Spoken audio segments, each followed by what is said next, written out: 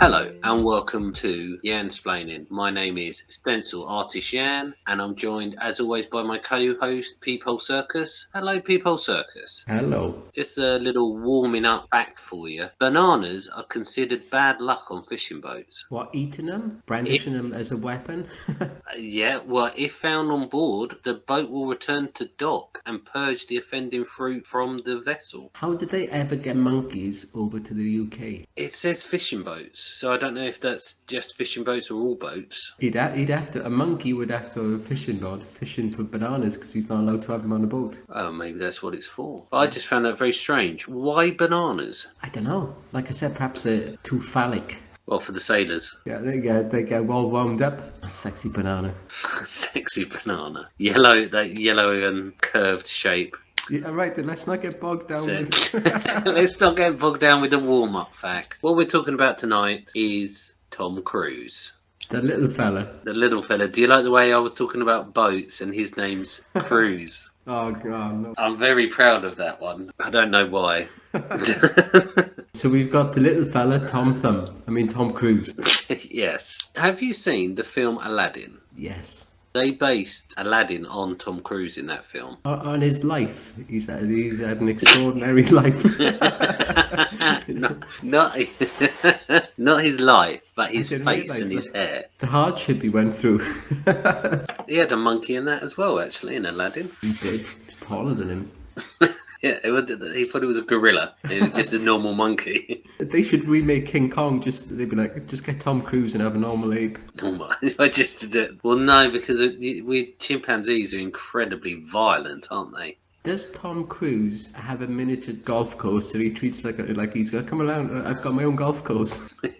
What, with a windmill? It's like a pitch and putt. Takes him ages. He's there all day. Just going around, windmill, pirate ship. But he could probably live in a little windmill. He probably does. Well, I think he's quite environmentally aware, isn't he? He probably thinks he's doing the work. Why am I talking about Tom Cruise living on a miniature golf course? You started it. I did, unfortunately. This is what I thought was a strange fact. He's been married 3 times, hasn't he? I wasn't counting. Oh, I thought you were his biggest fan. That's why I chose this subject. Oh, that's Kevin Spacey. Oh, Kevin Spacey. I get confused. He's got 3 ex-wives. He divorced all of them when they were 33 years old. Is that some kind of satanic ritual from the organisation which shall not be named? I don't. It's strange, though, isn't it? 3 wives, 33 years old. You know what these midgets are like. With his golf course and his monkey. How many did he behead? Elizabeth Taylor. She had all the husbands, didn't she? Well, she beheaded him. That can neither be confirmed nor denied. Well, we can't ask her now. Right, technically you could. Get the Ouija board out. Let's do it now. Let's do it now. But instead of this, let's do our special guest. Welcome to a special edition of Yansplaining, the Ouija board edition, where we talk to Elizabeth Taylor. This isn't a bad idea. We should do a chat show. Yes. And, we could talk. Just think of the guests we could have. Nobody's ever done it. Could be the most revolutionary thing ever. But Jeffrey Dahmer. Jeffrey Dahmer. We have Genghis Khan, Abraham Lincoln, and Jeffrey Dahmer. Jeffrey Dahmer. And Philip Schofield. I don't know if he's passed away or not. Let's not get bogged down with Philip Schofield quite yet, because Tom Cruise was offered the role of Tony Stark and he turned it down. Why? I think he was doing the Mission Impossible films and he couldn't commit to the Marvel films. Maybe he did Rain Man, didn't he? And he was like, you know what, this is a bit too close. It was the sequel. He's like, Rain Man 2, Iron Man. You'd only be able to use her on a Sunday, though.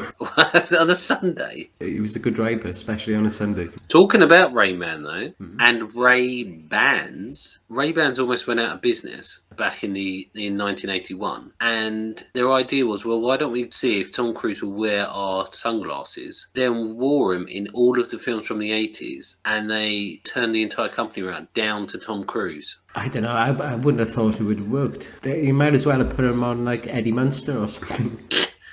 Eddie. I wonder if Tom Cruise should play Eddie Munster in the new Munsters. I don't know if they're going to be making a new Monsters film because that's not really popular culture anymore, is it? Rob Zombie's making it. Who's going to be in it? Tom Cruise.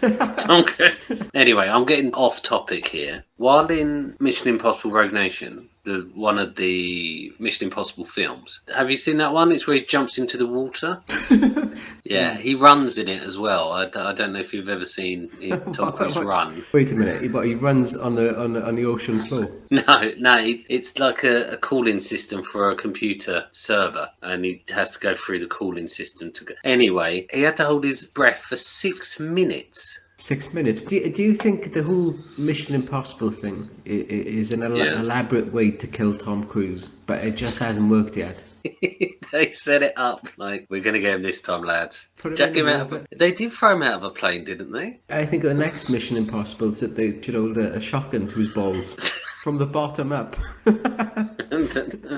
If this doesn't work, release him back into general population. Get back to his Ray-Bans. Do you think the producers think that the Mission Impossible series is Sims? How do we know it isn't? That is true. But I saw this and I was like, I don't know about this. Tom Cruise couldn't read until he joined the Church of that word I'm probably not allowed to say on YouTube. England. He went because of his dyslexia. He somehow managed to keep it a secret. I don't know.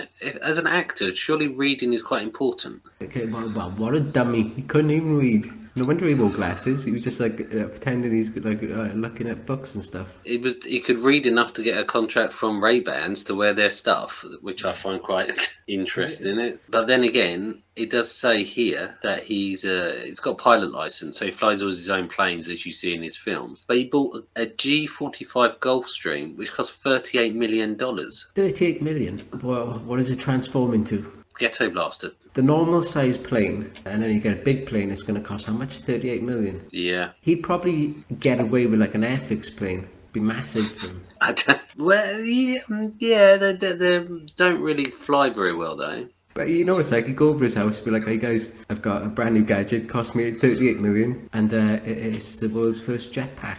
You know? And you go over there and he's just got a little drone, one of them little ones flying around. with the little propellers. Yeah.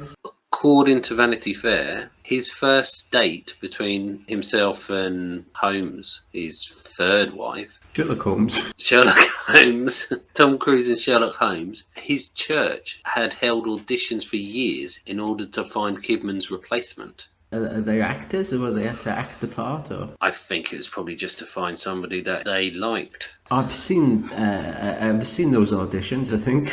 That's a different type of audition. Right. I don't know what to say to that.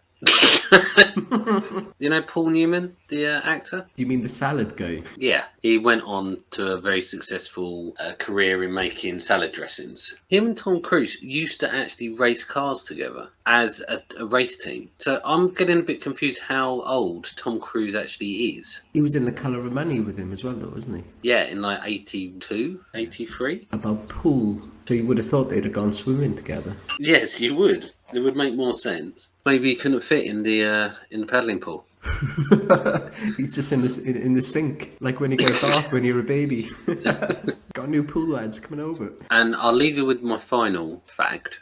Tom Cruise refuses to have an action figure made of himself. Too late, I've made one. You've made one? Yeah, I've made it. And every night, I like to burn a bit of his toes. I stick needles in his arms and his spine. So every time you see Tom Cruise from now on, when you see a little facial tick or something, you know what's going on. That's quite disturbing. Yeah, he's probably in the microwave for 2 minutes. Like the rice. I don't know why I said like rice. I don't know why that popped into my mind. And that very disturbing confession by people there, we'll call it a night. Thanks very much. Any other things to say, people? Good night. Good night. Please like, subscribe, and ring the bell.